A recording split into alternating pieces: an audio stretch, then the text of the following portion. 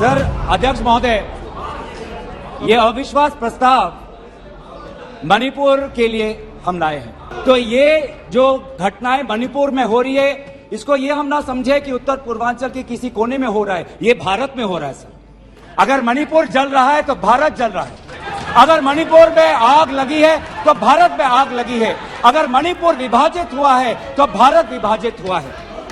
तो आज हम सिर्फ मणिपुर की बात नहीं कर रहे, हम भारत की बात कर रहे हैं। सर, हमारी मांग स्पष्ट थी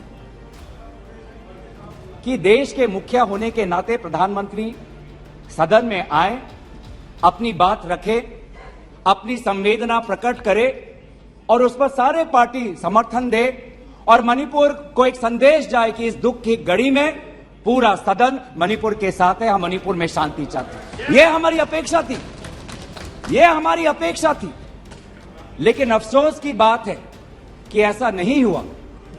प्रधानमंत्री महोदय ने एक मौन व्रत लिया कि सदन में ना लोकसभा में कुछ बोलेंगे, ना राज्यसभा में कुछ बोलेंगे।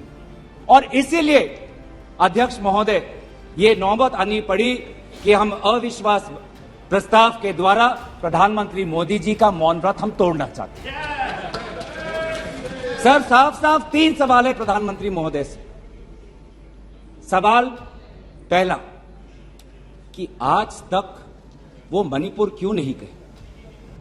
राहुल जी गए, इंडिया अलायंस के विभिन्न पार्टीज गए, गृह मंत्री जी गए, एमओएस होम गए, पर देश के मुखिया होने के नाते प्रधानमंत्री मोदी जी क्यों नहीं गए? यह है सवाल पहला।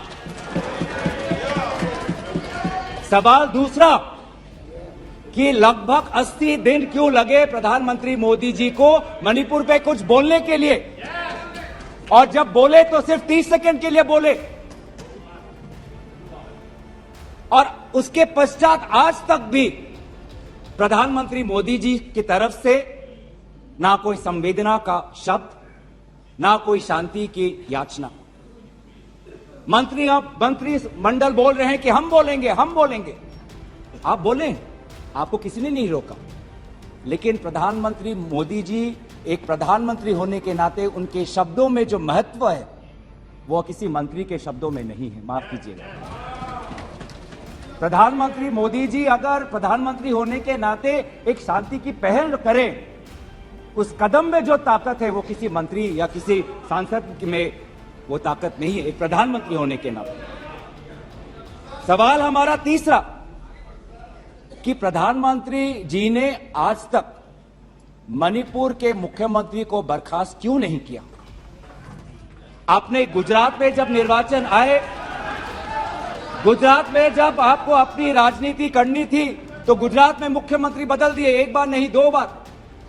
उत्तराखंड में निर्वाचन आ रहे थे तो उत्तराखंड में 1 बार, 2 बार, 3 बार, 4 बार शायद आपने मुख्यमंत्री बदल किए। त्रिपुरा में निर्वाचन आए तो त्रिपुरा में भी आपने निर्वाचन आपने से पहले आप मुख्यमंत्री को बदला। मणिपुर के मुख्यमंत्री में ऐसा क्या आपने विशेष आपका आशीर्वाद आप दे रहे हैं, जिन्होंने खुद कबूल किया है कि आज मेरे कारण एक इंटेलिजेंस फेलियर हुआ है? ये 3 सवाल हैं सर, और शायद इन 3 सवालों का 3 उत्तर भी है। प्रधानमंत्री मोदी जी मणिपुर पर क्यों मौन हैं? शायद उस प्रश्न का उत्तर भी 3 है। पहला उत्तर कि प्रधानमंत्री मोदी जी को कबूल करना पड़ेगा कि उनकी डबल इंजन की सरकार, उनकी सरकार मणिपुर में व्यर्थ हो गई है, विफल हो चुकी है। इसीलिए आज मणिपुर में 150 लोग मरे, लगभग 5000 घर जलाए गए, लगभग 60,000 लोगों आज शिविर में हैं, लगभग 6500 एफआईआर है। और मुख्यमंत्री, प्रदेश के मुख्यमंत्री होने के नाते जो एक संवाद का वातावरण बनाना चाहिए था, जो एक शांति, अमन और सद्भावना का एक वातावरण जो बनाना चाहिए था, आज उन्होंने सिर्फ मई महीने से नहीं, पिछले 2-3 सालों से ऐसे कुछ भड़काऊ उन्होंने कदम लिए हैं जो आज समाज के बीच में तनाव पैदा हो गया है। आज हम मणिपुर गए हैं, क्या मणिपुर में यह सबसे पहला हिंसा हुआ है? नहीं। क्या उत्तर पूर्वांचल में ये सबसे पहला हिंसा हुआ है? नहीं, इससे पहले भी हुए हैं, मणिपुर में भी हुए हैं। मैं खुद उत्तर पूर्वांचल का हूं, मैं खुद जिम्मेवारी से कहता हूं कि हुए हैं, लेकिन पहली बार, अरे आप में से तो कोई गया भी नहीं, आप क्या जानेंगे? पहले जाओ और फिर हमें परामर्श दो, पहले आप लोग जाओ। सर, हम गए और बहुत दुख हुआ कि हमने समाज में दो वर्गों के बीच ऐसा बंटवारा, समाज के दो वर्गों के बीच हृदय में इतना आक्रोश, इतना गुस्सा हमने पहले कभी नहीं देखा। हमने पहले कभी भी नहीं देखा कि आज समाज का एक वर्ग दूसरे के प्रति बदले की भाषा का प्रयोग कर रहा है। हमने कभी भी नहीं देखा कि एक प्रदेश में एक ऐसी लकीर खींच दी गई है कि पहाड़ पे एक वर्ग के लोग रहते हैं और वैली में एक वर्ग के लोग रहते हैं। अफसोस की बात है सर कि जो सरकार एक इंडिया की बात करती है, आज उन्होंने दो मणिपुर आपने बना दिए। आपके राजनीति से दो मणिपुर आज बन गए। मैं मणिपुर के मुख्यमंत्री को, इस सदन से पूर्व प्रधानमंत्री वाजपेयी जी की राजधर्मों को याद करने के लिए सलाह दूंगा, जिन्होंने कहा कि राजा के लिए, शासक के लिए प्रजा में भेद नहीं हो सकता, ना जन्म के आधार पर, ना जाति के आधार पर, ना समुदाय के आधार पर।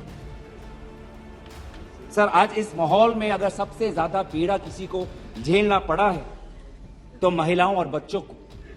हमने देखे हैं वो वायरल वीडियो में, उनका मैं उल्लेख नहीं करना चाहूंगा, उससे सबको पीड़ा हुआ।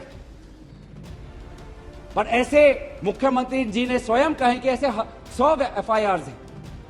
हम भी गए हैं सर, इंडिया डेलीगेशन, हमारे संसदीय दल, उस परिवार से हम मिलके आए हैं जिसमें दो महिलाओं के साथ इतना बुरा व्यवहार हुआ, अत्याचार हुआ।